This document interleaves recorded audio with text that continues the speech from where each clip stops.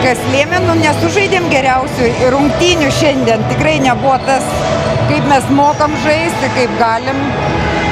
Mes buvom stipresnės, o kas lėmė psichologiškai gal. Na, ta pradžia tokia nelabai sėkminga, ar jauduliukas čia buvo, ar tiesiog varžovės galbūt turėjo daugiau jėgų? Ne, aš galvoju psichologiškai mes. Tas jaudulys toks, tas pats vakar buvo ir šiandien, tikrai nežinau, kas čia buvo, bet nesužaidėm tą, ką galim.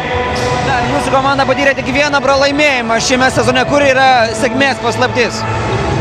Kur sėkmės paslaptis, nežinau, daug treniruojamės. Tikrai turim ir ūgius ir viską, tik dirbti reikia, dirbti. O žiūrėsim toliau, kaip bus. Čia pakloti gerus pamatus ateities pergalėms, ar ne? Bandysim. Aš tai galvoju, kad didelis noras ir didelis nusiteikimas. Labai merginos visas norėjo aukso. Anais metais nepavyko, nes žaidėm tarp metais vyresnių, užėmėm 3. vietą, tai šiais metais norėjom aukso. Po pirmojo kėlinio jūsų varžovės pirmavo. Kaip pavyko sugrįžti taip sėkmingai rungtynes ir iškovoti pergalę triuškinamų skirtumų? Ką trenerė sakė? Tikriausiai sakė daugiausiai spaust gynyboje, neleist varžovam mest lengvų metimų, spaust nuo galinės, netinginiauti. Tai taip ir gavosi. Na, šiandieną sužaidei vienas rezultatyviausių savo sezono rungtynių. Ar tu jas pati įvertintum kaip geriausios tavo sezono rungtynės? Šiaip taip, geriausias, nes sezonas nelabai kaip ėjasi iš tikro, buvo ir traumų ir visko.